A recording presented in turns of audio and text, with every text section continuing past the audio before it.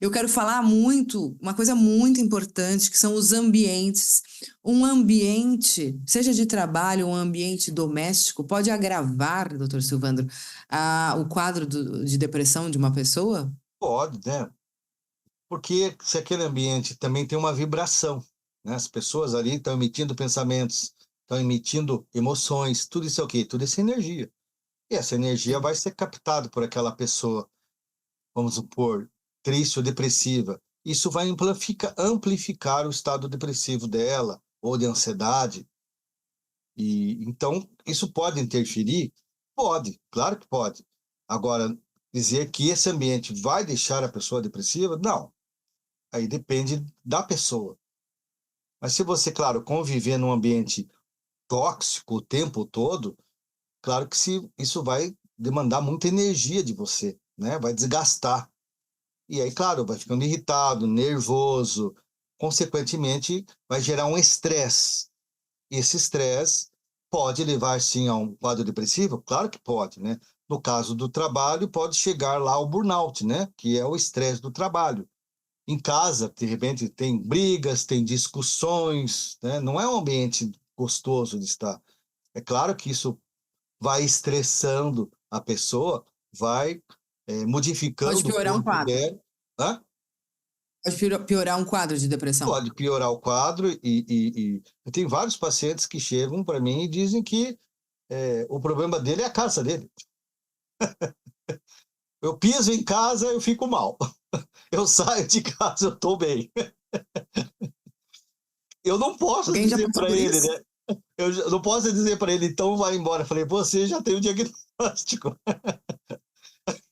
Só que eu não consigo viver sozinho, eu não consigo me sustentar e dependo de morar lá. Então, tem vários pacientes que estão assim, vivendo essa situação.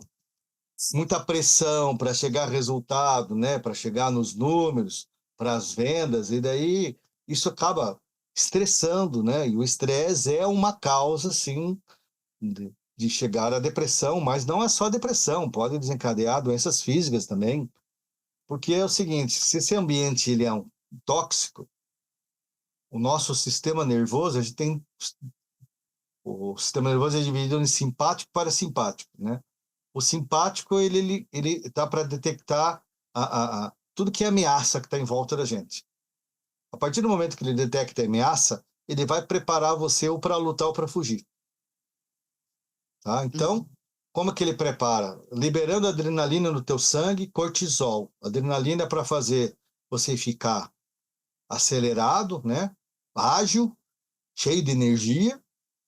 E o cortisol é anti-inflamatório que se você levar porrada, se machucar, você não sente. Para você estar ali guerreando. Só que sim, esse ambiente de ameaça, às vezes, não é real, às vezes é imaginário. Não precisa estar lá fora, pode estar na minha mente. Né? Porque a nossa mente ela não distingue a fantasia da realidade. Você imaginou, acreditou, pensou, para ela você está vivendo isso mesmo. Então, esses ambientes, eles podem sim ser tóxicos, ser nocivos, e aí a pessoa enxerga isso como se fosse uma ameaça. E aí o sistema nervoso simpático vai preparar ela para lutar ou para fugir. Só calma, tem um tempo para isso acontecer. E se ela não foge nem luta, vai chegando a uma exaustão, né? Porque vai gastar energia.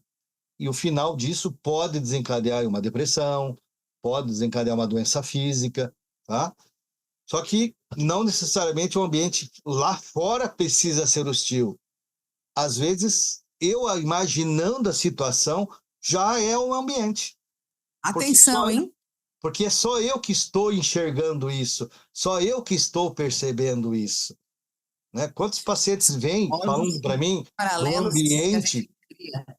do ambiente, daí você chama a família diz, doutor, não tem nada disso, isso, mas é a percepção dele, olha só como é que é. Agora, se a gente não enxerga essas situações como ameaça, nem inimigo, o sistema nervoso simpático ele não é ativado. Por quê? Porque não tem ameaça. Então aí Uhum. é acionado o sistema nervoso parasimpático, que relaxa, que traz calma. que libera endorfina, que libera ocitocina. Por quê? Porque não tem ameaça mais, né? E aí o corpo fica num ambiente melhor e a mente está num ambiente melhor também. Então nós temos essas duas possibilidades, né? De estar no inferno ou de estar no céu. Aí eu lembro agora aqui uma passagem, uma história, que tinha um samurai que ele queria saber qual a diferença do céu e inferno. E existia um monge lá no morro, lá no monte. E disseram para ele, o monge fulano de tal lá é o sujeito mais sábio e ele vai te explicar qual a diferença de céu e inferno. O samurai chegou lá todo armado, né, todo arrogante.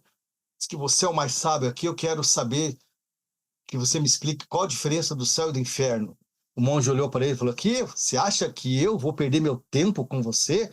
Um samurai que mata todo mundo, que não respeita ninguém? Nisso o samurai pegou disse assim, você sabe com quem você está falando? Você sabe que eu posso pegar essa arma aqui, essa faca, e enfiar em você? Desembaiou, né? E daí o monge falou para ele, esse é o estado de inferno. Ele parou, pensou, colocou a bainha, a espada na bainha, e o monge falou para ele, esse é o estado de céu. Olha só, o ensinamento. Olha o Ele não ensinamento. é o estado mental. Muito importante isso para vocês todos refletirem, ok? E eu vou convidar vocês também todos para assistirem um vídeo aí no canal da Essential Way sobre ambientes tóxicos, tá? Que vocês vão ver espiritualmente a explicação dos ambientes tóxicos. Vamos adiante.